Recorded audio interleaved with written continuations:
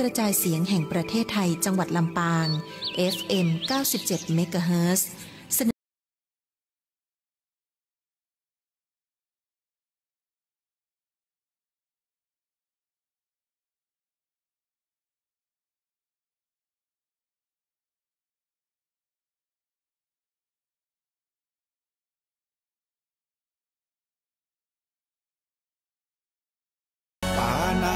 ปาตาเวรมณีอทินนาทานาเวรมณีกาเมมุสาสุราเม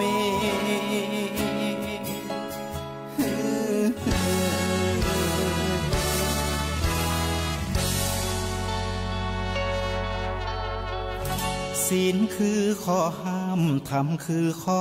ให้พุทธองค์ตรัสไว้ชี้ทางใจให้ภาคเพียรเบญจศีลเบญจธรรมท่องจำสมัยเราเป็นนักเรียนธรรมะไม่เคยแปรเปลี่ยนแต่เรายังจำได้มาทวงคำมันหมู่บ้านศีลห้าคือเป็นพันธะชาวพุทธทุกคนทั่วไทยสำนักพุทธขับเคลื่อนธรรมจุดเทียนสว่างที่กลางหัวใจสังคมจะร่มเย็นได้ศีลธรรมในใจต้องมีเบญจศีลว่ายังไงไหนลองท่องมาข้อหนึ่งห้ามฆ่าสัตว์ข้อสองห้ามลักทรัพย์ข้อสามห้ามประพฤติผิดในกามข้อสี่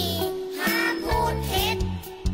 ข้อห้าห้ามดื่มสุราแล้วเบญจธรรมทั้งห้า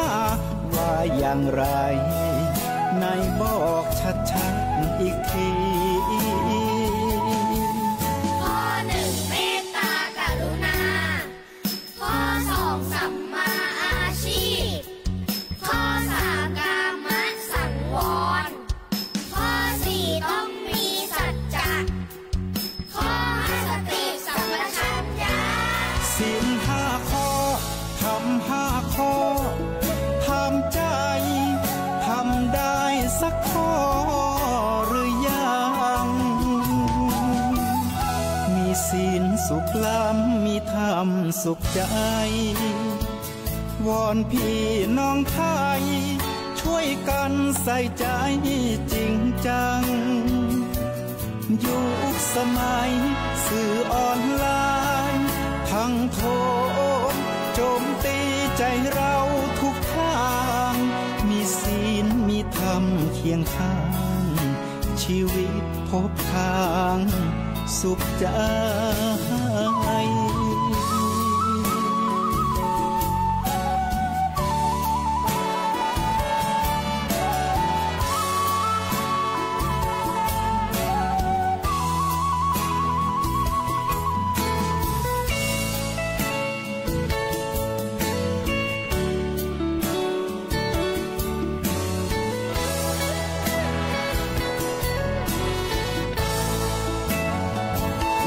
เบญจศีลว่ายังไงไหนลองท่องมาข้อหนึ่งห้ามฆ่าสัตว์ข้อสองห้ามลักทรัพย์ข้อสามห้ามประพฤติผิดในกามข้อสี่ห้ามพูดเท็จข้อห้าห้ามดื่มสุราแล้วเบญจธรรมทั้งห้าว่าอย่างไรนายบอกชัดๆอีกทีข้อหนึ่งเมตตากรุณาข้อสองสัมมาอาชีพข้อสามกามสังวรข้อสี่ต้องมีสัจจะข้อห้าส ข้อทำ5 ข้อทำใจทำได้สักข้อหรือยัง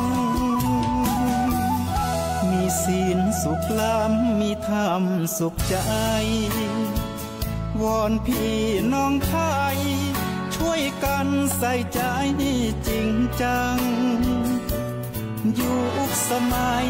สื่อออนไลน์ทั้งโทรโจมตีใจเราทุกทางมีศีลมีธรรมเคียงข้างชีวิตพบทางสุขใจมีศีลมีธรรมเคียงข้างชีวิตสมปรารถนาทุกหมู่บ้านรักษาศีล5สังคมน่าอยู่อย่างยืน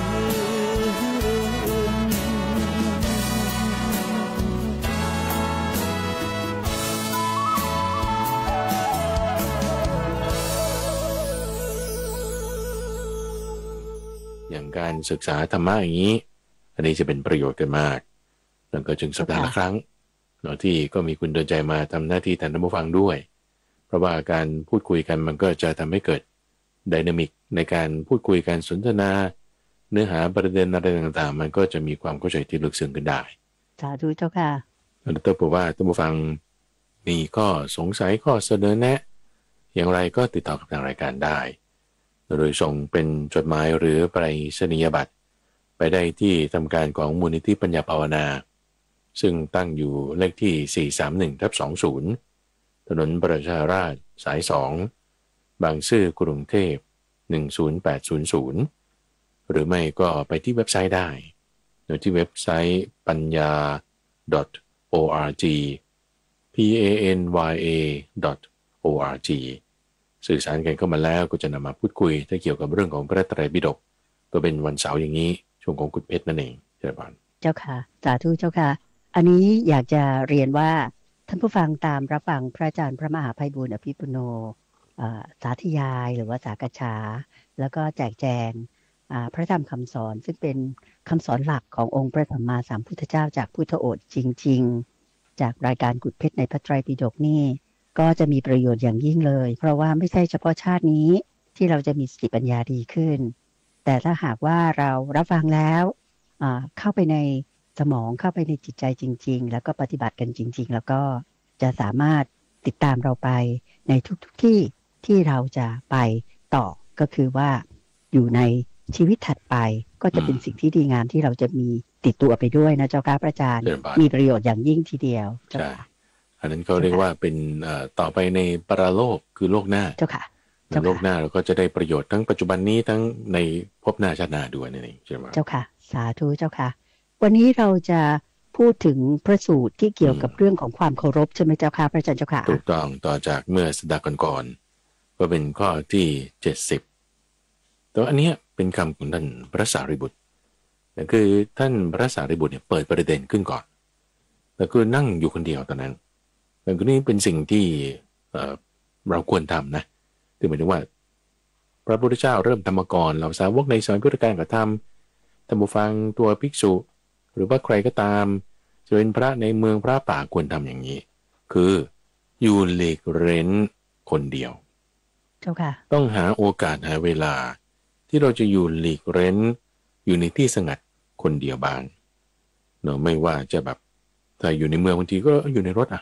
อยู่ในรถเนี่ยเราไม่ต้องเปิดเพลงบางทีเราอยู่คนเดียวก็ทำสมาธิไป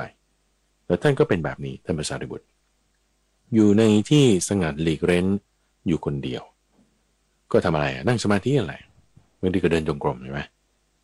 นั่งสมาธิเดินจงกรมปฏิบัติธรรมแล้วเกิดความคิดนี้ขึ้นมาท่านว่าเกิดความคิดนี้ขึ้นมาคือได้ตรึกระลึกถึงธรรมะ7ประการต่อไปนี้นะซึ่ง7ประการต่อไปนี้คือเป็นสิ่งที่พระพุทธเจ้าสอนไว้ก่อนแล้วซึ่งถ้าบอกว่าเราไปเทียบเคียงดูเนี่ยก็จะเจอหมวดธรรม7ประการนี้อยู่แล้วล่ะแต่นี่คือท่านมาคิดซ้ำอีกทีหนึ่งเหมือนคิดทบทวนใช่ไหมเจ้าค่ะพระอาจารย์เจ้าค่ะก็คือเหมือนกับว่าเอาสิ่งที่พระพุทธเจ้าสอนเนี่ยมาไตร่ตรองตรึกใคร่ครวญดู นั่นคือสิ่งที่เราควรกระทำนะด้วยเป็นอย่างท่านพระสารีบุตรกุณใจท่านก็แบบโอ้คิดลึกอ่ะท่านคิดอย่างนี้นะท่านบอกว่าสิ่งที่7ประการนี้ที่จะพูดต่อไปนี่นะคือการสักการะเคารพใน7ประการนี้นะสักการะเคารพ7ประการนี้นะคือพระพุทธเจ้าพระธรรมพระสงฆ์สิกขาสมาธิความไม่ประมาทและการปฏิสันถานอาศัย7ประการนี้ด้วยการสักการะด้วยการเคารพแล้วจึงจะละอกุศลได้จึงจะละอกุศลได้จึงจะเจริญกุศลได้ก็คือทำอกุศลให้มันหายไปทำกุศลให้เกิดขึ้นก็เป็นลักษณะของความเปลี่ยนนั่นเองคือคำเนี้ยที่ว่าละอกุศลเจริญกุศลเนี่ยคือเป็นพูดเป็นสเตทเมนต์เป็นคำยาวๆเนี่ยนะเจ้าค่ะถ้าจะพูดสั้นๆคำเดียวเลยก็คือความเพียรความเพียรหมายถึงการละอกุศลการเจริญกุศลถ้าอกุศลลดลงหรือกุศลเพิ่มขึ้นอันนั้นคุณทำความเพียรแล้วนะเพราะฉะนั้นแต่ว่าคุณจะให้เกิดอกุศลหมายถึงว่าให้เกิดกุศลแล้วกำจัดอกุศลมีความเพียรเกิดขึ้นต้องอาศัยอะไรนี่เลยสักการะเคารพพระพุทธเจ้าพระธรรมพระสงฆ์สิกขาสมาธิไม่ประมาทปฏิสันถานจึงจะละอกุศลทำกุศลได้ให้เกิดขึ้นได้ท่านคิดแค่นี้อย่างนี้ก็สอดคล้องกับที่พระพุทธเจ้าตรัสไว้คือเรื่องนี้เราได้คุยกันมาแล้วในตอนก่อนๆนะไม่ว่าจะธรรมะข้อใดข้อหนึ่งในพวกนี้นะพระพุทธเจ้าก็คืออิติปิโสพระกวาบทสวดนั้นพระธรรมก็สวากขาโตพระกวตาธัมโมในพระสงฆ์ก็สุปฏิปันโนอันนี้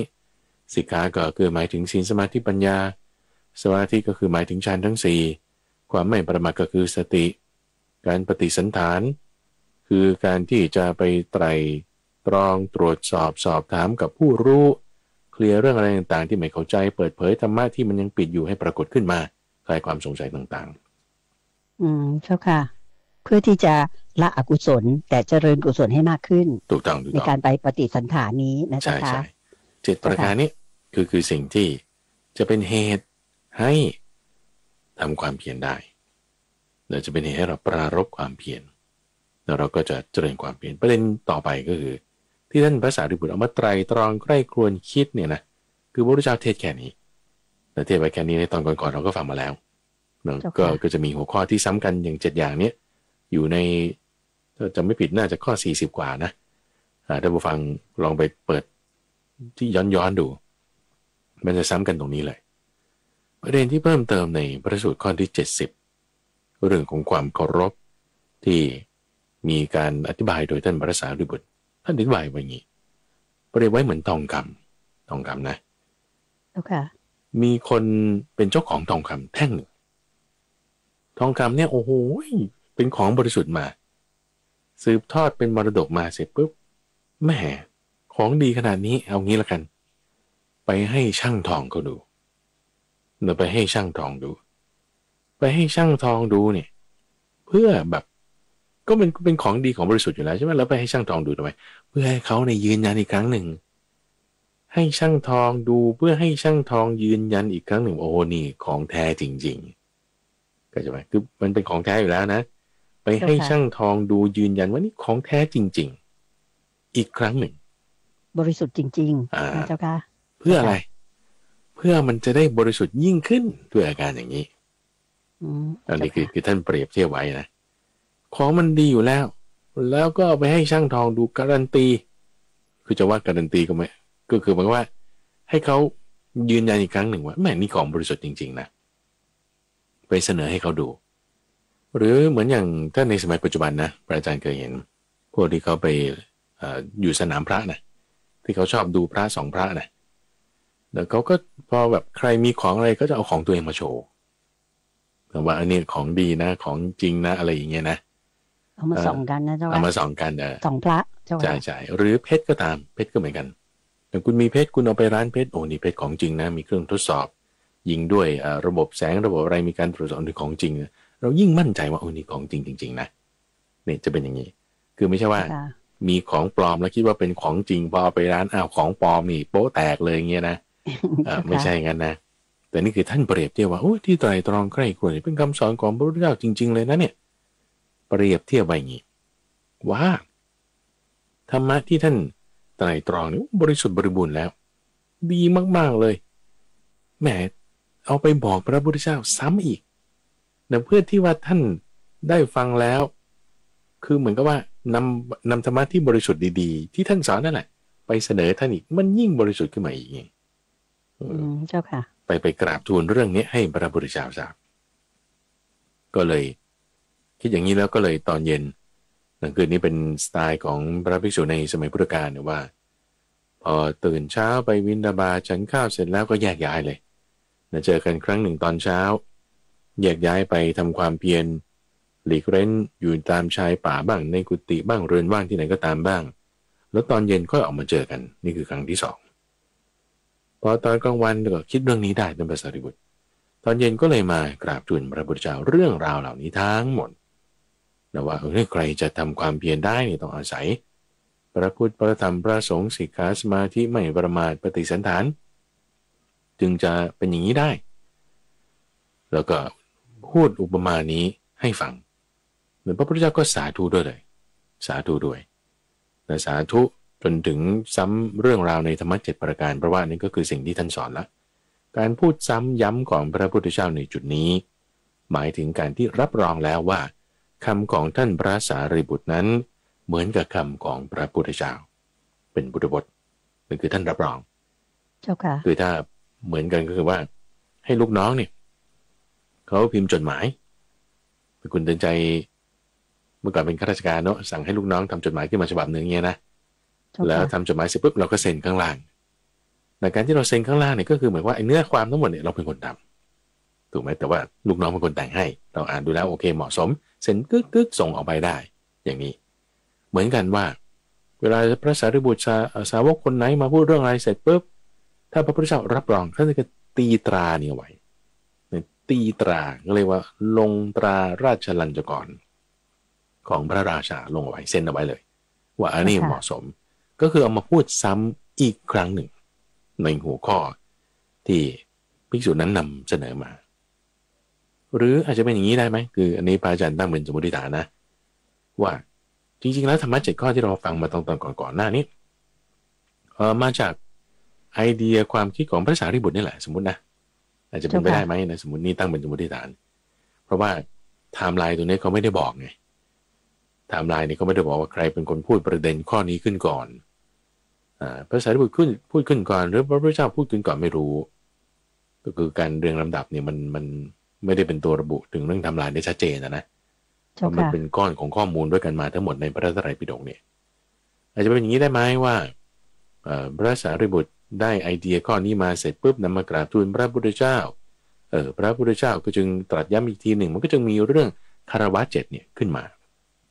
อันนี้คือเรื่องคารวะนะคารวะ7ประการซึ่งก่อนหน้านี้ก็จะมีคารวะ6ประการก็มีอาจจะเป็นตรงนี้ก็ได้นะที่ว่าทำไมมันมีหลายอย่าง5บ้าง6บ้าง7บ้างทั้งที่3อย่างเหมือนกัน4อย่างไม่เหมือนกันบ้างเงี้ยนะก็อาจจะเป็นประเด็นตรงนี้ก็ได้ที่ว่ามันจะมี variation มีตัวแปรบางอย่างเปลี่ยนแปลงไปก็เป็นลักษณะนี้แหละที่บางสาวกรูปหนึ่งพูดขึ้นนี่มาโอเคพระพุทธเจ้ารับรองไปด้วยอีกอย่างเงี้ยก็จึงมีคำสอนที่จะดูคล้ายๆกันแต่ว่าก็อยากเป็นหลายๆข้อต่างๆกันแบบนี้เป็นต้นเจ้าค่ะอันนี้ตั้งเป็นสมมติฐานไว้ข้อที่จริงไม่รู้อย่างไรก็ตามประเด็นมันคือต่อไปตรงนี้พระสูตรนี้เป็นพระสูตรยาวนะคือเรื่องราวทั้งหมดในวรรคนี้เขาเรียกว่ามหาวรรคคือวรรคที่มันยาวปืดเลยยาวเป็นหลายๆหน้านะอังคุตรนิกายเนี่ยซึ่งปกติจะไม่ค่อยเป็นอย่างนั้นแล้วท่านก็เอาหัวข้อที่ท่านพูด7อย่างเนี่ยมาสับละเอียดไปอีกนะมาสับละเอียดไปท่านภาษาลิบุตรนะท่านจะมีสไตล์แบบนี้ที่ว่าพลิกไปพลิกมาสไตล์อย่างนี้คืออะไรก็พูดถึงความเป็นไปได้หรือความเป็นไปไม่ได้ความเป็นไปได้หรือความเป็นไม่ได้ที่อะไรที่จะมีกระบวนการเกิดขึ้นของธรรมะเหล่านี้ทั้งหมดหลวงพ่อพระพุทธเจ้ารับรองตรงนี้ปุ๊บด้วยคำของพระพุทธเจ้าตรงนี้ที่พูดสั้นๆอย่างเนี้ยที่ท่านพระสารีบุตรมากราบทูลแล้วเนี่ยท่านก็เข้าใจในรายละเอียดเรียกโดยพิสดารต่อไปอีก จ้าค่ะแจกแจงลึกมากขึ้นใช่ไหมเจ้าค่ะรายละเอียดที่เข้าใจพิสดารลึกลงไปอีกแล้วท่านบอกอย่างนี้คือมันมี4ประการนะก็จะไล่เรียงว่าเป็นไปได้เป็นไปไม่ได้มีไม่มีมาสลับไปสลับมาเลยก็เราจะไล่เรียงไปตามลำดับความคิดของท่านเพื่อให้เข้าใจแนวคิดว่าเราจะเปรียบเทียบส่วนเหมือนส่วนต่างอะไรกันยังไงในประการที่1นั่นคือแยกไปอีก4ประการนะในธรรมะ7ข้อนี้คือเป็นไปไม่ได้ท่านว่าที่คนที่ไม่มีความเคารพในพระศาสดาจะมีความเคารพในพระธรรมเพราะว่าถ้าไม่มีความเคารพในพระศาสดาก็ชื่อว่าไม่มีความเคารพในพระธรรมด้วยเป็นไปไม่ได้เลยที่ว่าถ้าเขาไม่มีแล้วเขาจะมามีอันอื่นเนี่ยมันไม่ได้โอเคมันแล้วก็ต่อไปเรื่อยๆเรารวมถึงพระสงฆ์ด้วยรวมถึงพระธรรมด้วยไม่ถึงพระพุทธพระธรรมใช่ไหมพระสงฆ์ใช่ไหมแล้วก็ในสิกขาแล้วก็ในสมาธิแล้วก็ในการปฏิสันถานแต่ว่าถ้าไม่มีความเคารพในพระพุทธเจ้าแล้วจะมามีอันอื่นๆเนี่ยมันไม่ได้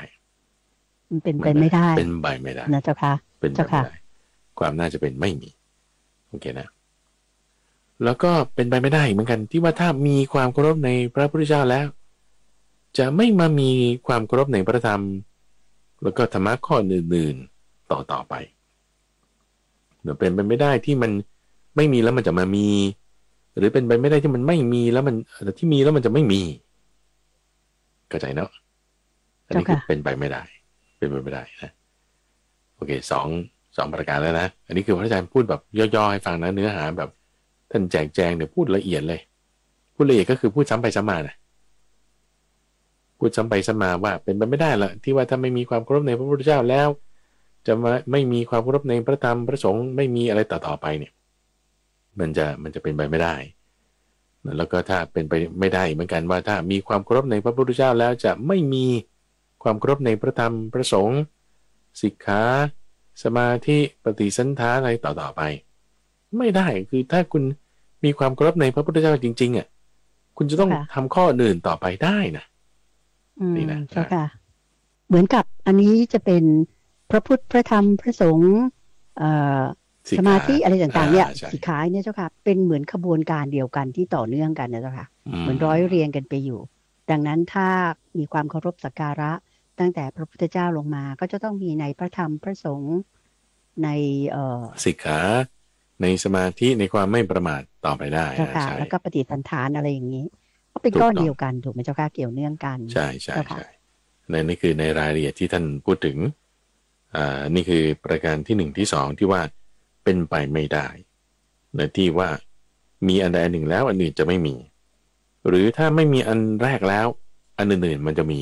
มันก็เป็นไปไม่ได้เหมือนกันเจ้าค่ะนี่คือเพื่อให้มันเห็นความย้อนแย้ง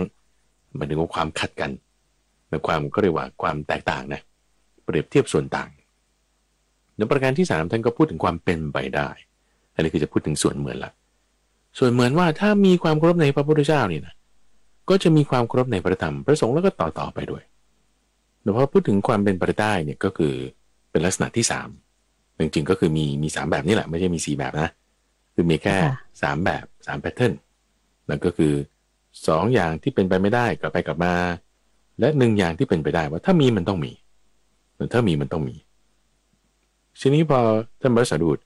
พูดถึงตรงนี้ละอธิบายยาวละพระพุทธเจ้าก็เอาคำที่ท่านพระสารีบุตรบอกไว้ทั้งยวงนั่นน่ะ3เซตของข้อมูลเดียวกันนี้มีบ้างไม่มีบ้างเป็นไปได้บ้างเป็นไม่ได้บ้างเนี่ยมาพูดซ้ำอีกครั้งหนึ่งก็คือเป็นลีลาที่ว่าเซ็นรับรองไงเซ็นรับรองว่าที่ท่านพระสารีบุตรพูดนะเรารับรองนะว่ามันเป็นอันเดียวกันอย่างนี้เราก็เซ็นรับรองไว้คือเหมือนเดิมเอามาพูดซ้ำอีกครั้งหนึ่งซ้ำเลยซ้ำแบบที่พระสารีบุตรพูดเลยว่าดีแล้วสาธุ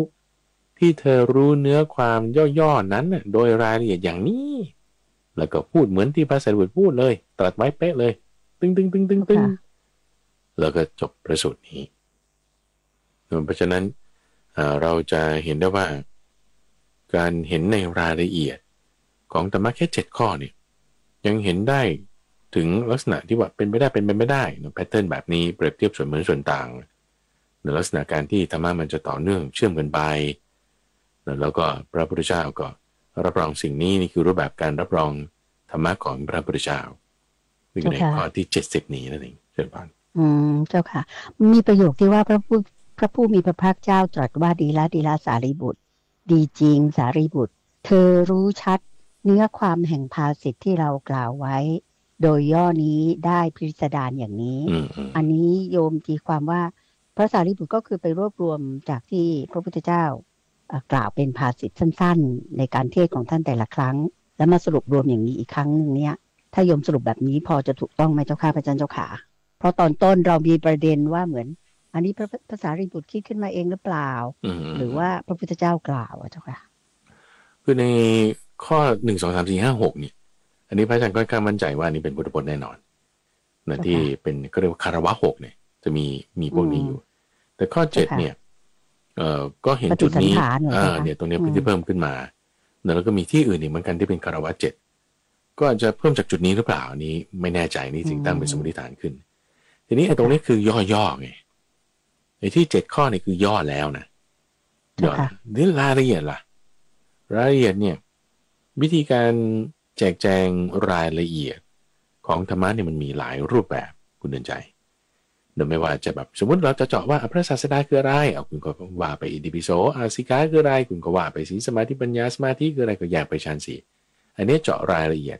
คำว่าพิสดารเนี่ยนะคุณเดินใจแปลว่าละเอียดรู้โดยย่อๆโดยพิสดารอย่างนี้เป็นแพทเทิร์นคำพูดที่อยู่ในพระไตรปิฎกเราว่าไอ้ที่คุณย่อๆเข้าใจเนี่ยเข้าใจในรายละเอียดยังไงเข้าใจในรายละเอียดยังไงอันนี้คือแต่ละคนมันจะมีเขาเรียกว่า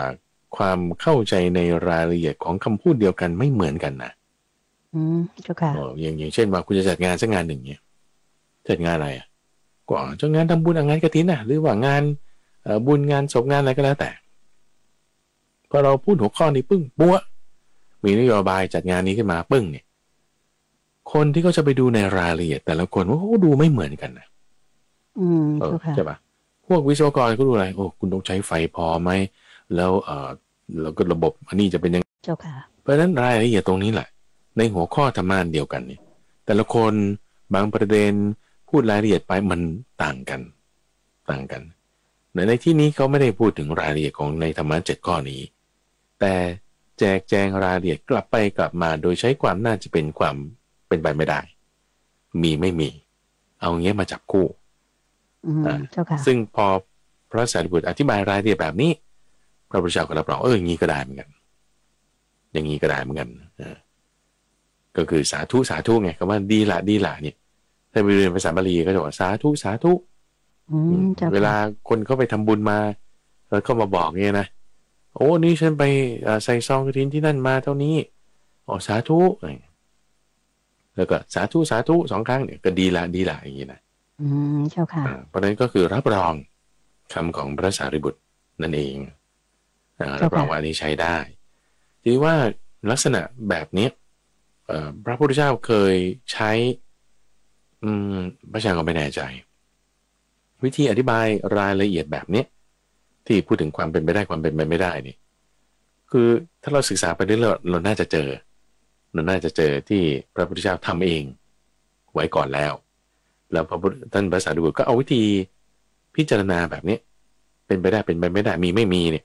มาใช้กับหัวข้อธรรมะนี้เจ้าค่ะโอเคนะวิธีคิดแบบนี้วิธีคิดเปรียบเทียบส่วนต่างที่จะเป็นไปได้เป็นไปไม่ได้มีไม่มีเนี่ยเอามาใช้กับธรรมะข้อนี้อันนี้เป็นประเด็นที่คุณใจตั้งขึ้นก็ดีนะว่าเอางั้นถ้าเราจะใช้แพทเทิร์นความคิดแบบนี้ไปใช้กับธรรมะหมวดอื่นได้ไหมเช่นว่าใช้กับพละ5ได้ไหมก็น่าจะได้เหมือนกันนะผมก็ว่าได้หมดเลยใช่ไหมเจ้าค่ะเพราะเรามองในแง่บวกลบย้อนกลับไปย้อนกลับมาอะไรอย่างเงี้ยเจ้าค่ะผลก็เหมือนเดิมคือความจริงในข้อนั้นอย่างเดียวเจ้าค่ะคือถ้ามองในทางคณิตศาสตร์นะว่าไอ้กระบวนการคิดที่เป็นแบบเป็นไปได้เป็นไปไม่ได้มีไม่มีเนี่ยเราเรียกเป็นฟังก์ชันใช่ไหมฟังก์ชันเนี้ยแล้วคุณจะเอาตัวแปรเอาธรรมะอื่นมาใส่ที่นี่เขาใส่ตัวแปรเรื่องของ ธรรมะ7ประการนี้คือคารวะ7ใส่ตัวแปรนี้ลงไปปึ้งมันกระจายออกมาแบบนี้ที่ท่านภาษาดิบุตรอธิบายถ้างั้นเราใส่ตัวแปรพละห้าลงไปใส่พละห้าลงไปแต่จะพูดนะสมมุตินะจะเป็นไปได้ไหมว่าจะพูดอย่างนี้จะถูกไหมท่านผู้ฟังลองพิจารณาดูเป็นไปไม่ได้อันนี้คือพระอาจารย์จะเรียนแพทเทิร์นนี้เลยนะเป็นไปไม่ได้หรอกว่าคนที่ถ้าไม่มีศรัทธานะศรัทธานี่จะมามีความเพียรโอเคนะคนที่ไม่มีศรัทธาเนี่ยจะมามีความเพียรเป็นไปไม่ได้โอเคอันนี้คือหัวข้อข้อที่หนึ่งแล้วก็เป็นไปไม่ได้นะที่ว่าถ้าเขาไม่มีศรัทธาแล้วเขาจะมามีความเพียรแล้วก็จะมามีสติก็จะมามีสมาธิก็จะมีปัญญาเป็นไปไม่ได้หรือเป็นไปไม่ได้นะที่ว่าถ้าคนที่เขามีศรัทธาแล้วเนี่ยเขาจะไม่มีความเพียรเป็นไปไม่ได้ถ้าเขามีศรัทธาเขาจะต้องมีความเพียรเพราะคนที่ชื่อว่ามีศรัทธาก็ชื่อว่ามีความเพียรด้วยอันนี้คือพูดแพทเทิร์นนี้เลยนะแต่ว่าเปลี่ยนตัวแปรเอาแล้วก็ต่อไปเรื่อยๆแล้วการที่3ก็คือเป็นไปได้นะที่ว่าถ้าคนมีศรัทธาเนี่ยเขาก็จะมีความเพียรมีสติมีสมาธิมีปัญญาด้วยฟังดูก็น่าจะได้เหมือนกันนะคุณใจได้เจ้าค่ะอาจารย์คิดว่าก็น่าจะได้เพราะฉะนั้นถ้าเราจะอธิบายในรายละเอียดธรรมะของอื่นๆนะคือเพราะฉะนั้นตรงนี้แหละคือแนวที่ว่าถ้าเราไตร่ตรอง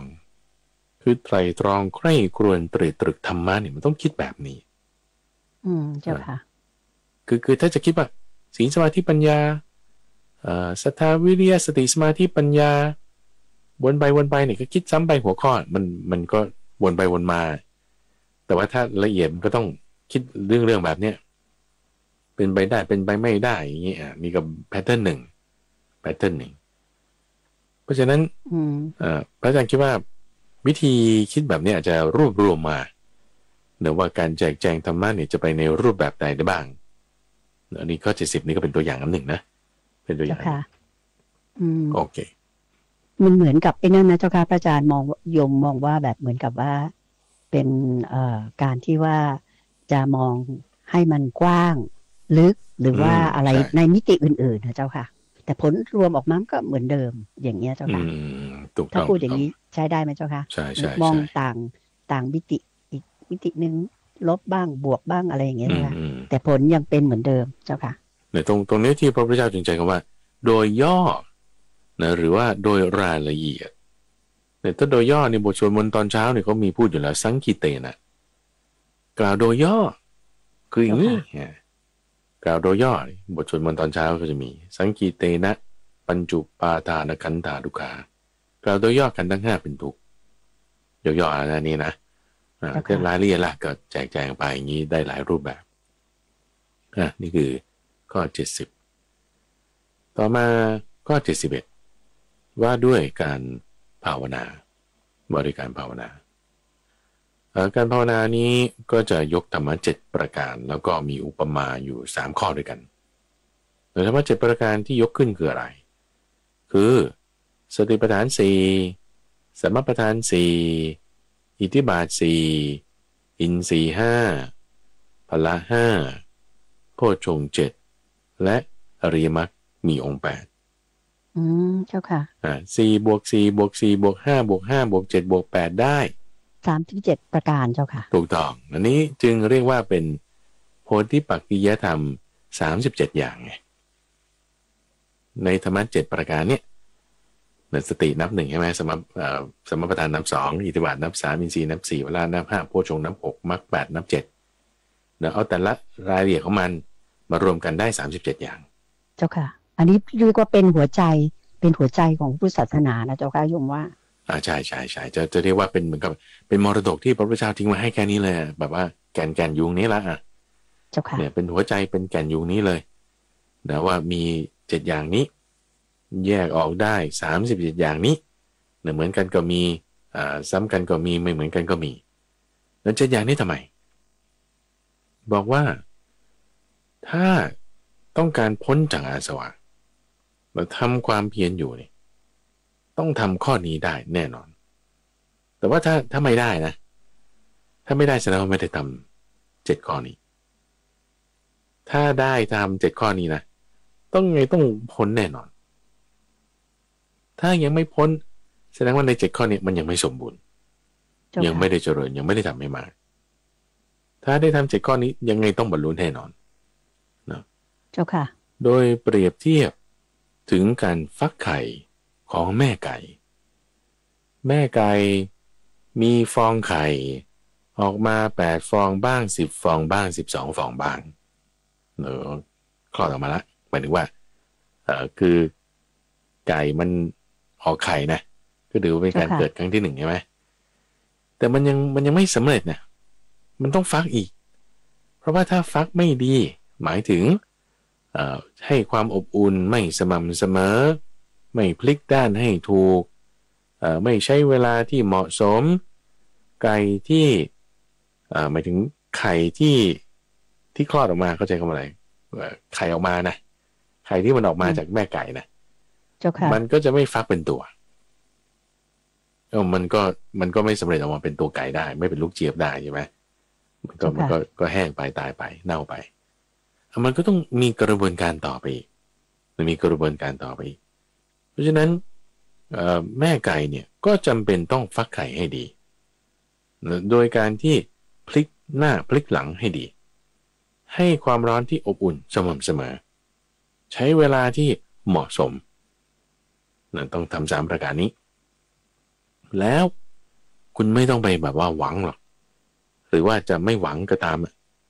หรือจะหวังก็ไม่ใช่ไม่หวังก็ไม่ใช่นะว่าแหมเมื่อไหร่ฉันจะบรรลุ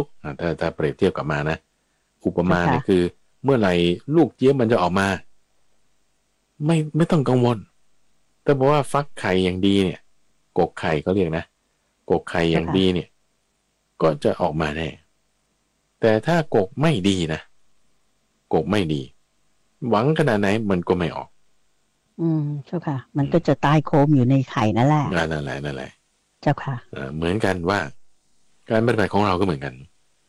ว่าเมื่อไหร่นะจิตฉันจะหลุดพ้นเมื่อไหร่นะจิตฉันจะไม่ยึดมั่นถือมันโว้ยไม่ได้หรอกต้องบอกว่าไม่ได้ทำ7อย่างนี้เป็นตัวไม่ได้โอเค7อย่างนี้คืออะไรนะสติปัฏฐาน4สมปัฏฐาน4อิทธิบาท4อินทรีย์5พละ5โพชฌงค์7อริยมรรคมีองค์8พูดสั้นๆคือโพธิปักขิยธรรม37ประการเพราะว่าเขาไม่ได้ทำไงทำไม่ได้มันก็จะไม่บรรลุหวังขนาดไหนก็ไม่ได้เมื่อไรเนาะก็เหมือนไข่ที่มันฝ่อไปแห้งไปเน่าไปนั่นแหละแต่ว่าถ้าบอกว่าแม่ไก่เขาฟักดีแล้วแม่ไก่เขาฟักดีหมายถึงว่ากกดีให้ความอบอุ่นอย่างดีพลิกหน้าพลิกหลังอย่างดีใช้ความร้อนที่เหมาะสมใช้เวลาที่เหมาะสมไอ้ลูกไก่ลูกเจี๊ยบน้อยมันก็จะทำลายกระป๋องออกมาจากฟองได้โดยด้วยเจ้างอยปากหรือว่าด้วยเล็บเท้าของเขาออกมาได้โดยสวัสดีเพราะว่าแม่ไก่เขาฟักดีแล้วเหมือนกันว่าถ้าบอกว่าเรามีการเจริญภาวนาในทั้ง7อย่างหมายถึงโพธิปักขิยธรรม37ประการนี้อย่างดีแล้วมันก็จะเป็นอย่างนั้นเหมือนกันจะมีการหลุดพ้นได้นะไม่มีความยึดมั่นถือมั่นได้พ้นจากอาสวะทั้งหลายได้แน่นอนใช่เจ้าค่ะนี่คืออุปมาที่1ในเปรียบเทียบกับแม่ไก่กกไข่อุปมาที่2ในธรรมะ7ประการนี้เปรียบเทียบกับรอยนิ้วมือหรือรอยนิ้วหัวแม่มือของช่างไม้ที่จะปรากฏอยู่ที่ด้ามเครื่องมือของช่างไม้ไม่ว่าจะเป็นค้อนหรือซิลหรือว่าขวานที่หรือเลื่อยกระตามที่เขาใช้ในงานของช่างไม้เขาก็จะมีรอยนิ้วหัวแม่มือหรือว่าเป็นแบบมันจะสึกไปนะอยู่ที่ด้ามเครื่องมือของเขาแต่ว่าเขาก็ไม่รู้หรอกว่าวันนี้มันแบบสึกไปเท่านี้ก่อนไปเท่านี้ไม่รู้แต่มันก็แค่ก่อนไปสึกไปตามการใช้งานไปใช้งานไปก่อนไปสึกไปสักแบบอาจจะ 2-3 ปีเขาต้องมาเปลี่ยนด้ามเครื่องมือใหม่พวกช่างไม้นะก็ต้องแบบมีการเปลี่ยนแปลงแล้วทำไมมันสึกไปได้ไงแล้ววันนี้มันสึกเท่านี้วันนี้มันสึกเขาไม่รู้หรอกเขาก็รู้ว่าแค่มันสึกไปก่อนไปเท่านั้นเองเหมือนรองเท้าเรานี่ รองเท้าของท่านผู้ฟังนี่คู่นี้ใส่มากี่ปีแล้วบางคนบอกใส่มา10 ปีแล้วแล้วคู่ที่ใส่มา10 ปีเนี่ยมันสึกไปเยอะเลยยังโอ้ดูมันก็สึกเยอะเหมือนกันนะจะยิ่งใส่มากดีบางทีไม่ถึง10 ปีหรอก 2-3 ปีนั่นเองสึกแล้วเดี๋ยวต้องไปเปลี่ยนส้นนะรองเท้าที่ใส่ทุกวันอย่างพระอาจารย์เคยใช้อยู่สมัยก่อนนี่ใช้รองเท้าแคชูอย่างเงี้ยนะปี2 ปีแล้วต้องไปเปลี่ยนส้นทีหนึ่งเพราะว่ามันสึกมีอยู่ครั้งหนึ่งใส่รองเท้าแตะนะรองเท้าแตะหนีบนะคุณเดชใจใส่รองเท้าแตะหนีบตอนสมัยเป็นนักเรียนนะมันเป็นแฟชั่นอย่างหนึ่งนะรองเท้าแตะหนีบตาช้างดาวใส่ไปเรียนหนังสือใส่ไปเดินไปมันสึกทะลุถึงเท้าเราโอ้ใช้ปีเดียวเองนะเนี่ยคือใช้เยอะว่าพระอาจารย์เดินเยอะโอ้ทั้งเดินเยอะทั้งเตะบอลรองเท้าแตะอย่างหมดนะใช่ค่ะโอ้สึกแล้วแต่เราไม่รู้เลยว่านี่มันสึกเท่านี้วันนี้สึกที่เอาไปซื้อไหมเดี๋ยวมาใส่ก็ต้องเปลี่ยนไปเหมือนกันในท่านเปรียบเทียบว่ากิเลสอาสวะความยึดถือในจิตของเรามันจะสึกไปกร่อนไปสูญไปเสียไปหายไปเรื่อยๆตามการภาวนาในธรรมะ7 ประการนี้ของเรานี่สำคัญนะมันจะค่อยๆหายไปสึกไปมีอุปมาอันที่2เปรียบเทียบกับด้ามเครื่องมือของช่างไม้เปรียบเทียบอันที่3เป็นอุปมาที่3พูดถึงเชือกหวายของชาวเรือในที่เวลาเขาเอาเรือเดินสมุทรขึ้นอยู่ที่บนฝั่งแล้วก็ผูกด้วยเชือกหวายอะไรต่างๆกันจนนอนแล้วนี่พอฤดูหนาวก็เก็บขึ้นบนบกแล้วเชือกนั้นเนี่ยถูกตากแดดตากลมทั้งความชื้นความร้อนความหนาวฝนตกสายต่างๆเชือกที่มัดไว้หวายที่ผูกไว้มันก็จะชำรุดไปกร่อนไปเสียไปโดยไม่ยากตรงนี้ก็เหมือนกันเป็นอุปมาที่3อันนี้ก็มีหลวงพ่อพุทธทาสนะท่านก็ตั้งเป็นข้อสังเกตไว้เหมือนกันว่าพระพุทธเจ้าเนี่ยทำไมท่านถึงทราบเรื่องนี้ได้เพราะว่าจริงๆแล้วบริเวณที่ท่านตรัสรู้แล้วก็แสดงธรรมเนี่ยมันอยู่ไกลทะเลต้องเยอะคือปัจจุบันก็คือแคว้นอุตรประเทศในประเทศอินเดียปัจจุบันนะซึ่งไม่มีชายแดนติดทะเลแล้วก็ห่างกันเป็นหลายร้อยกิโลเมตรมีแต่แม่น้ำนะเจ้าค่ะมีแต่แม่น้ำแล้วทำไมท่านถึงจะมาทราบเรื่องของชาวเรือที่บางทีต้องเอาเรือขึ้นจากน้ำทะเลเป็นช่วงฤดูมรสุมนี้เขาไปแล่นเรือไม่ได้อย่างเงี้ยนะก็เอามาขึ้นไว้บนฝั่งนี้มันก็จะไม่เหมือนกันกับพวกเรือที่อยู่ในน้ำจืดแม่น้ำมันก็ได้ทั้งปีอย่างเงี้ยนะทำไมท่านถึงทราบเรื่องนี้ก็ตั้งเป็นข้อสังเกตไว้ว่าท่านก็คงจะมีสัพพัญญุตญาณในการทราบเรื่องพวกนี้อยู่เจ้าค่ะอันนี้จึงเป็นอุปมา3อย่างในธรรมะ7 ประการที่เรียกว่าโพธิปักขิยธรรม37 อย่างแต่ชื่อว่าโพธิปักขิยธรรมไม่ได้มีในพระสูตรนี้ข้อ41เนี่ยไม่มีแต่ว่ามีปรากฏในที่อื่นๆแล้วเขาก็เรียกรวมหัวข้อธรรมะอันเนี้ย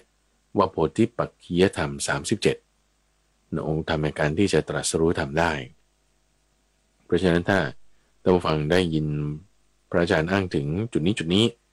แล้วก็ให้ทราบไว้ในรายละเอียดอย่างนี้ด้วยแต่ว่าชื่อนี้ก็มีเรียกในที่อื่นเราจึงเอาชื่อนี้มาใส่ไว้ตรงนี้ด้วยเหมือนกันเจ้าค่ะทำให้เข้าใจยิ่งขึ้นเจ้าค่ะโยมว่าพูดให้สั้นๆได้เจ้าค่ะพูดแบบหมายถึง reference มาถึงได้นะเจ้าค่ะว่าอันนี้ก็คือทั้งหมด37 ประการมีอะไรบ้างทั้งสติปัฏฐาน4สามปัฏฐาน4อิทธิบาท4อินทรีย์5พละ5โพชฌงค์7แล้วก็อริยมรรคมีองค์8รวมเป็น37 ประการก็เรียกว่าเป็นหัวใจของพุทธศาสนาที่พระพุทธองค์ได้ฝากไว้ให้กับพวกเราถ้าทำตามนี้เป๊ะรับรองว่าเราหลุดพ้นแน่นอนคืออาสวะทั้งหลายไม่มีการยึดมั่นถือมั่นอีกต่อไปเจ้าค่ะเจริญพรต่อไปข้อที่72เป็นอุปมาว่าด้วยกองไฟชื่อพระสูตรคืออัคคิขันโทปมสูตรอัคคินี่ก็แปลว่าไฟนุปมาก็แปลว่าเปรียบเทียบขันโทคือกองไฟนั่นเองกองไฟ โดยพระสูตรนี้เดี๋ยวก็คือเป็นอุปมา7อย่างที่พระพุทธเจ้าเปรียบเทียบขึ้นเปรียบเทียบขึ้นโดยสมัยนั้นก็กำลังเดินทางจากที่หนึ่งไปที่หนึ่งแล้วก็ทำทีท่าว่าจะนั่งอยู่ที่ใต้ร่มไม้แห่งหนึ่งท่านพระนนท์ก็เลยปูที่นั่งให้ซึ่งตอนนั้นก็จะมีภิกษุหลายรูปไปด้วยกันน่าจะ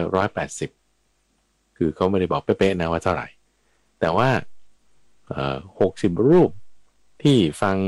เรื่องนี้ที่จะพูดต่อไปนี้นึกกระอักเลือดเลยกระอักเลือดเจ้าค่ะแบบโอ้โหมันอึกขึ้นนะ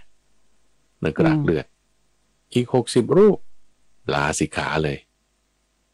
อีก60รูปบรรลุเป็นพระอรหันต์นี่ก็638นี่ก็180ใช่ไหม180แต่จะมากกว่านั้นไม่รู้เหมือนกันแต่ว่าเขาพูด60เนี่ยนะเจ้าค่ะเมื่ออะไรจะป่านนั้น60รูปที่บรรลุเป็นพระอรหันต์ก็ดีแล้วแต่60รูปนี่กระอักเลือดนี่แล้วยังไงอีก60รูปนี่ลาสิกขาไปเลยอย่างนี้นะเจ้าค่ะแล้วมันเป็นอย่างนั้นมีปฏิกิริยาต่างๆกันไปนะเจ้าค่ะใช่ไหมเรื่องอะไรที่เป็นอุปมาป่านนี้ทำให้เกิดอย่างนี้ขึ้นได้แล้วอันนี้คือในส่วนที่เป็นอัตถกถาเนี่ยมันจะมีเชื่อมกันอยู่2พระสูตรที่มาตั้งแต่นู่นที่เราศึกษามาในส่วนของอังคุตตรนิกายข้อที่1ประการมีธรรมะ1ประการนู่นเลยก็คือ2ปีกว่าแล้วนะ2ปีกว่าแล้วที่เราได้พูดเรื่องนี้แต่ว่าไม่ได้รายละเอียดตรงถึงจุดเรื่องอุปมาด้วยกองไฟนี่นะแต่จะพูดถึงว่าพระพุทธเจ้ามีวิธีการสอนอย่างไรอุปมายังไงกินในตอนเช้ากินในตอนกลางวันอะไรต่างๆเหล่านี้แล้วก็จะมาถึงจุดที่ว่าพอช่วงกลางวันบางทีก็เดินทางช่วงเดินทางก็มีภิกษุเนี่ยเหล่านี้ติดตามไปด้วยโดยพอรู้ว่าเห็นกองไฟข้างๆในที่ไม่ไกลในที่ก็เกิดจากการที่ชาวนาเขา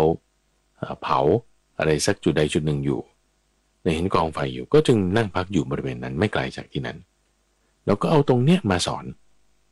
เอาตรงเนี้ยมาเป็นอุปมาเลยพระพุทธเจ้าเห็นสิ่งไหนหยิบสิ่งนั้นมาสอนได้บางทีก็นั่งพักริมแม่น้ำคงคาก็เอากระแสน้ำคงคามาสอนได้บางทีนั่งพักอยู่ใต้ต้นไม้ก็เอาใบไม้มาสอนได้ตอนนี้นั่งอยู่ไม่ไกลจากกองไฟใหญ่ก็เอากองไฟนั้นแหละมาสอนได้โดยเปรียบเทียบขึ้นมาอย่างนี้เปรียบเทียบระหว่างการที่ต้องไปนอนกอดกองไฟนะกับการที่ไปนอนกอดหญิงสาวนี่ถามพวกภิกษุนะนอนกอดหญิงสาวเนี่ยโอ้ทั้งมือไม้อ่อนนุ่มอันไหนก็แบบดีหมดทั้งกลิ่นหอมทั้งนุ่มนวลทั้งสวยงามอันไหนดีกว่า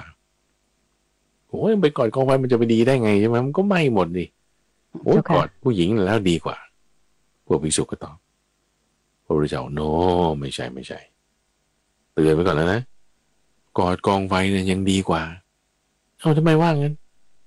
เพราะว่าถ้าลำพังเพียงการกอดกองไฟนี่คุณตายใช่ไหมแต่คุณไม่ไปตกนรกนะเอาแค่ถ้าลำพังเพียงการกอดกองไฟแล้วรักษาจิตได้คนที่ถูกไฟเผาแล้วก็ตายไปไม่ตกนรกก็มีแต่เขารักษาจิตได้ไม่ตกนรกนะแต่ว่าถ้ามีศีลไม่ดีหรือมีทำเลวทรามไม่ใช่สมณะก็ทำตัวเป็นสมณะไม่ประพฤติพรหมจรรย์ก็ปฏิญญาว่าตัวเป็นประพฤติพรหมจรรย์แล้วไปนอนกอดนั่งกอดสาวน้อยตายไปเนี่ยตกนรกนะตายไปเนี่ยไฟนรกเนี่ยมันร้อนกว่ากองไฟนี่พวกภิกษุนี่เสียวหลังวาบเลยคือในบรรดากลุ่มนั้นเนี่ยก็จะมีในอัตถกถาเขาบอกไว้นะมีภิกษุพวกที่เป็นปาราชิกก็มีภิกษุที่ยังแบบมีการอ่อนกำลังทางจิตใจก็มีแต่ภิกษุที่อีกนิดหน่อยอินทรีย์จะแก่กล้าเต็มที่แล้วก็มีมาด้วยกันแล้วก็เพราะฉะนั้นพอแบ่งกลุ่มกันอย่างเงี้ยก็จึงเอาตรงนี้มาเปรียบเทียบแล้วจึงทำให้มีพวกที่กลากเลือดก็มีพวกที่ลาสิกขาไปก็มีเนี่ยพวกที่บรรลุเป็นพระอรหันต์ก็มีนะเพราะฉะนั้นจึงพูดตรงนี้ว่า ถ้ากอดกองไฟมันยังดีกว่าเพราะว่าตายไปแล้วไม่ไปตกนรกแต่ว่าถ้ากอดนางสาวน้อยไฟที่คุณกอดนี่มันยังร้อนน้อยกว่าไฟในนรกไฟในนรกเนี่ยมันร้อนมากกว่าคือถ้าสมมติเราถูกไฟคลอกนะเราก็จะตายไม่เกิน10 นาทีนะพระอาจารย์ว่านะเจ้าค่ะคิดว่าเนี่ยไม่ถึง10 นาทีนะ5 นาทีก็ตายสมมตินะแต่ว่าถ้าคุณถูกไฟนรกเผานะมันไม่ใช่5 นาที10 นาทีนะเป็นพันปีใช่ไหมนั่นแล้วก็ไม่ตายแล้วก็เกิดตายแล้วก็เกิดนี่โอ้โหแหมแล้วว่าแค่ฟังแล้วก็ขนลุกแหละแล้วคือหมายความว่ามันร้อนกว่าด้วยนะยาวนานกว่าร้อนแรงกว่าโอ้โหมันหลายอย่างมันไม่ใช่แค่ไฟมันยังกลิ่นด้วยมันยังทุกอย่างระยะเวลาอีกอะไรอีกความอุณหภูมิด้วยโอ้ไม่ดีเอาแล้วไงต่ออันนี้คืออุปมาที่ 1อย่างที่2อีกนะอย่างที่2เดี๋ยวท่านเปรียบเทียบไว้อันนี้คือเขาเอาเรื่องไฟยกมาเป็นเรื่องแรกก็จึงเอาเรื่องไฟเนี่ยตั้งเป็นชื่อพระสูตรแต่อุปมาอื่นๆจากนี้ไปไม่ใช่เรื่องไฟละอันที่2ก็เอาเชือกหนังเชือกหนังนะเหนียวเลยมาพันที่แข้งแล้วก็ถูไปมา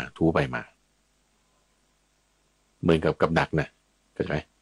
กับดักที่เขาทำเป็นเชือกเป็นบ่วงไว้นะแล้วเชือกเนี่ยเป็นเชือกหนังอย่างเหนียวเนี่ยเวลาที่สัตว์มันรัดเข้าปุ๊บรัดปุ๊บเนี่ย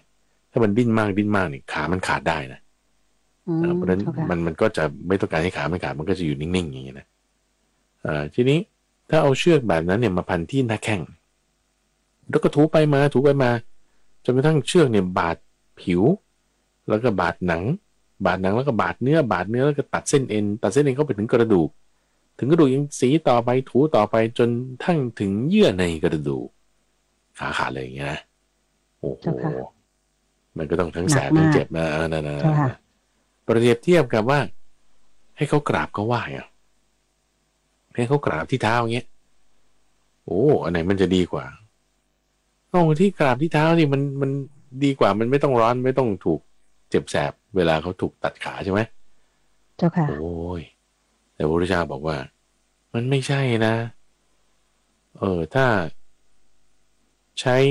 เชือกเหนียวพันขาแล้วเหมือนตัดถึงเยื่อในกระดูกเนี่ยมันยังไม่ไปตกนรกเพราะเหตุนี้นะแต่ถ้าเป็นพระปฏิญญาว่าเป็นพระแต่จริงไม่ใช่พระนะไม่ใช่ภิกษุแล้วให้เขามากราบนี่ให้เขากราบนี่คุณไปตกนรกนะเจ้าค่ะตกนรกนี่ถูกทรมานหนักกว่านี้อีกนะหนักกว่านี้มากยาวนานกว่ามากนี่เป็นอุปมาที่2โอเคนะอุปมาที่3อันที่2นี่คือเป็นการกราบเนาะเป็นการกราบอันที่3เนี่ยเป็นการไหว้แต่ไหว้เนี่ยเปรียบเทียบกับกันดีว่าถูกหอกแทงที่หน้าอกหอกที่ฉโลมน้ำมันมาอย่างลื่นเลยแทงเข้าไปนี่โอ้แบบโอ้แน่นอนมันจะไม่เจ็บไงแค่ว่าถูกหนังมันก็เจ็บแล้วนี่แทงเข้าไปถึงอกครับเปรียบเทียบกับว่าให้เขาไหว้คือให้เขาแทงเนี่ยยังดีกว่าให้เขาไหว้นะเปรียบเทียบอย่างนี้นะให้เขาเอาหอกที่ฉโลมด้วยน้ำมันเป็นหอกคมกริบอย่างดีขัดมาจนเงาแทงนี่ยังดีกว่าให้เขาไหว้ถ้าอะไรนะถ้าบอกว่าไม่ใช่พระจริงๆไม่มีศีลแล้วก็ให้เขามากราบมาไหว้เมื่อสักครู่คือการกราบเนอะตอนนี้คือการไหว้แล้วไม่ดีเลยเจ้าค่ะไปตกนรกอีกเช่นเดียวกันนะเจ้าค่ะแย่กว่าถูกแทงหนักกว่ายาวนานกว่านี่คือประการที่3ประการที่4เปรียบเทียบการใช้สอยจีวรที่เขาถวายด้วยศรัทธากับการที่ให้มีแผ่นเหล็กที่ร้อนแดงเนี่ยมันนาบเข้าที่ตัวแค่ฟังแล้วอธิบายมันก็เสียวแล้วเสียวไส้แล้วเจ้าค่ะเหล็กแดงๆมันนาบเข้าที่ตัวนะมันก็แสบแน่เลยใช่ไหมร้อนแน่นอนมันทรมานอย่างมากเลยแต่ว่ามันยังดีกว่านะถ้าบอกว่าเป็นคนไม่มีศีลเป็นคนทุศีลแล้วก็ยังมาให้เขาถวายจีวรด้วยศรัทธาแล้วคุณก็จะมาใช้สอยเนี่ย นั่นไม่ดีเลยนะเพราะอะไรไปตกนรกหนักกว่านี้อีกเจ้าค่ะนี่อุปมาข้อที่ 4อุปมาข้อที่ 5เอาก้อนเหล็กกลมๆนี่เผาให้จนร้อนแดงแล้วใส่ไปในปากก้อนเหล็กเนี่ยไม่ปากไม่คอไม่ลิ้นไม่หน้าอกออกมาลำไส้เล็กลำไส้ใหญ่จนถึงทวารเบื้องต่ำโอ้ทะลุออกมานี่ไม่ตายก็โอ้ยตายแน่นอนนะตายแน่นอนเจ้าค่ะความทรมานเนี่ยมันยังดีกว่าที่อะไรกินข้าวที่เขาถวายด้วยศรัทธาท่านว่าเจ้าค่ะกินข้าวที่เขาถวายด้วยศรัทธาเนี่ยมันแย่กว่าถ้าบอกว่าคุณไม่มีศีลนะกินโดยไม่พิจารณาไม่มีศีลเจ้าค่ะไปตกนรกหนักกว่านี้โอ้โหนี่ข้อที่5นะข้อที่6ล่ะถ้าเผื่อว่าเอาแผ่นเหล็กแผ่นใหญ่เลยคราวนี้มาเผาให้ร้อนแดงจนทั่วเลยแล้วก็ให้ทำเป็นเตียงนอนทำเป็นเตียงนอนแล้วก็คือเหมือนเอากระทะมาเริ่มแล้วให้เราไปนอนบนกระทะที่กระทะเนี่ยมันแดงจี๋เลยนะ